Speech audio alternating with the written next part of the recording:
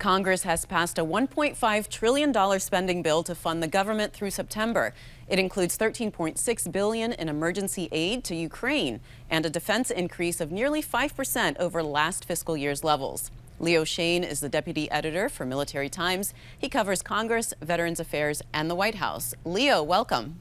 Oh, thanks for the invite. So the continuing resolutions are over for this fiscal year. Was there a big sigh of relief at the Pentagon? Oh, absolutely. Look, we're almost 6 months through the fiscal year.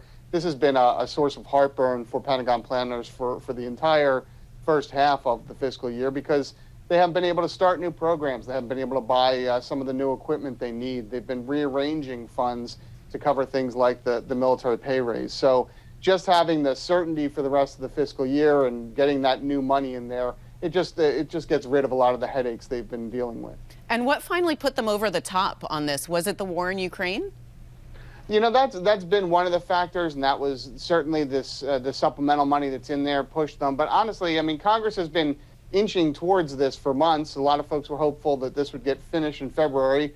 You know, Congress loves a deadline, so just a new deadline, a new fiscal cliff kind of deadline there was enough to get the deal this time, and thankfully now they can start working on the fiscal 2023 budget. Well, let's talk about the war in Ukraine. $13.6 billion in aid will go to that country. How will that be used? Yeah, a lot of this is going to reimburse the DoD for money that's already been sent over there. So about a little more than $6 billion. There will be some new equipment put in that, some more anti-aircraft and anti-tank weapons to go in. The president's already authorized about $1.2 billion in equipment to go over there. A lot of this is going to pay for the troops that have been sent over there. About 14,000 U.S. troops are stationed all over Europe, not actually in Ukraine, but they're on temporary missions to help fortify NATO allies and help with their defenses, help with some humanitarian issues. There's money for humanitarian aid in here. There's money for economic sanctions against Russia and economic help for Ukraine. So it's a pretty wide variety of different finances designed to help Ukraine with their end of this war. So in the defense budget, Leo, there was a big increase in research and development. Why was that, and what specifically will that be used for? Yeah, it's going to be a variety of things, but this has been a point of focus for the DoD. It's not just enough to be buying the same equipment, not just enough to be looking at the same, the same issues here, but that idea of investment, of modernizing the weapons, and of investing in new platforms, investing in new technologies. So that money is going to be spread around a couple different agencies, and they'll look to build on that again in next year's budget too. This has also been a point of contention with some of the some of the progressives in Congress. They say there's been a lot of money put in research. There's been a lot of money put in recapitalization of efforts. We need to start reining in some of the defense budget. But at least now there's bipartisan agreement between some of the more fiscal conservative Democrats and the Republicans that money was needed. Let's talk about the Navy. There's $26.7 billion to buy 13 new ships. What kind of ships are we talking about? Yeah, look, it's a range of different ships. They've been looking to invest in the Navy across, especially as we see Indo-Pacific tensions rising here. Significant increases for each of the services across the board.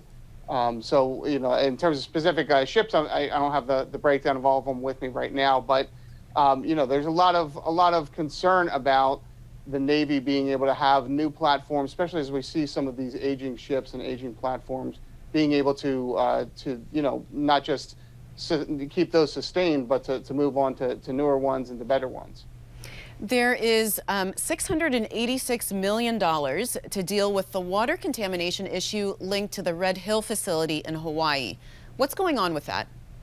Yeah, look, this is a major concern for the Defense Department and for a lot of members of Congress. There's been contamination of the water for troops there for quite some time. This has just been discovered. DoD has been dragging its feet over the issue of whether or not they should take all of these strategic fuel reserves out while they fix the problem, while they address the problem. They finally relented in recent weeks, but it's a lot of money. It's a very costly thing. There are concerns about what that does for the strategic reserves and the military's ability to use that fuel, access that fuel if they need it. But by the same token, it's poisoning the water there. So, the families of service members living there need to be confident that they can can access water. Right now, a lot of them are living off of bottled water. So Congress is putting that money in to make sure that they can speed that process up and take care of those folks. And what about the Air Force? What are we looking at for new aircraft? Yeah, quite a few buys, a few new air wings for the Air National Guard. Again, the same idea as the Navy. They want to put that money in, get some new platforms in there, and really find a way to make sure that they're keeping up with adversaries like China. Make sure that they've got the overall air power they need.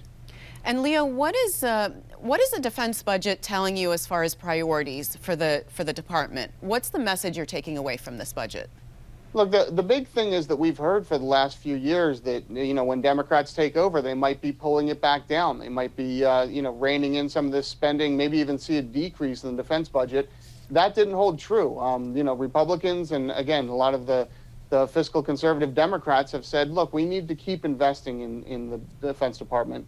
This isn't a time to pull back. There's enough threats. There's enough concerns there. So I think some of these alarms that have gone out in recent years that Democrats are going to pull in defense spending or the Defense Department, the gravy train's over, they're not going to see as much. We still saw a pretty healthy, almost 5% increase in the defense budget. So, moving ahead, I would expect those to continue as we look to the fiscal 2023 budget.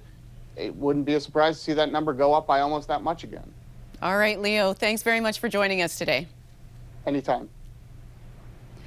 Coming next, advancing equity in public service is a priority for President Biden. Straight ahead on Government Matters, how the administration can seize the opportunity and make a difference. You're watching WJLA 24/7 News.